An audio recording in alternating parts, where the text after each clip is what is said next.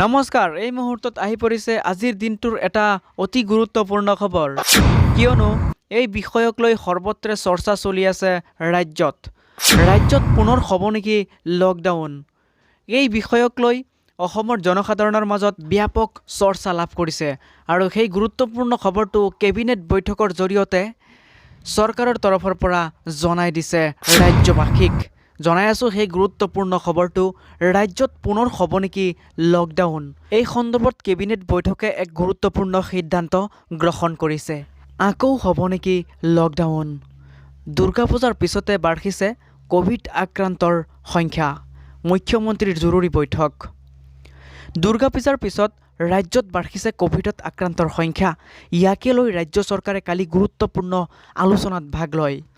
এই সন্দৰ্ভত আজি কেশৱ মহন্তই উল্লেখ কৰে যে দুৰ্গা পূজাৰ পিছৰে পৰা কোভিড পৰিস্থিতিৰ ওপৰত আৰু আলোচনা কৰা হ'ব আৰু 7 দিনৰ ভিতৰত চৰকাৰে এই বিষয়ে সিদ্ধান্ত গ্ৰহণ কৰিব। এই আলোচনাৰ ভিত্তিতে কোভিডক লৈ ৰাজ্য চৰকাৰে পুনৰ কঠোৰ ব্যৱস্থা গ্ৰহণ কৰিব পাৰে।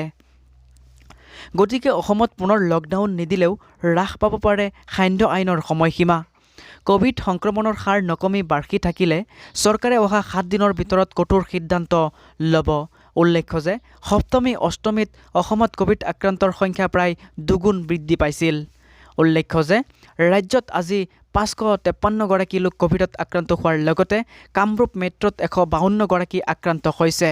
কিন্তু এই সংখ্যা পূজাৰ আগলৈ ক্ৰমে কমি আহিছিল। অসমত পুনৰ হ'ব পাৰে লকডাউন, নতুবা পুনৰ হ্ৰাস পাব পাৰে খাদ্য আইনৰ সময়সীমা। এই ইংগিত প্ৰদান কৰিলে ৰাজ্যৰ স্বাস্থ্যমন্ত্ৰী কেশৱ মহন্তই। আজি অনুষ্ঠিত হোৱা কেবিনেট বৈঠকৰ অন্তত স্বাস্থ্যমন্ত্ৰীগৰাকীয়ে ঘোষণা কৰে যে কোভিড সংক্ৰমণৰ হাৰ নকমিলে চৰকাৰে অহা 3-4 দিনৰ ভিতৰত কঠোৰ সিদ্ধান্ত ল'ব। এইখিনিতে উল্লেখ কৰা প্ৰয়োজন যে দুৰ্গা পূজাৰ পাছতে ৰাজ্যত বৃদ্ধি পাইছে কৰোণাত আক্ৰান্ত লোকৰ সংখ্যা। আৰু আন এটি গুৰুত্বপূৰ্ণ বাতৰি হৈছে অৱশেষত গ্ৰেপ্তাৰ হ'ল অসমীয়া ভাষাক অপমান কৰা সংগঠনৰ নেতা। সদৌ অসম বাঙালী যুৱ ছাত্ৰ সন্থাৰ 2 নেতাক গ্ৰেপ্তাৰ কৰিলে কাছাৰ আৰক্ষীয়ে। সংগঠনটোৰ নেতা সমৰ দাস আৰু ৰাজু দেৱক গ্ৰেপ্তাৰ কৰিছে আৰক্ষীয়ে।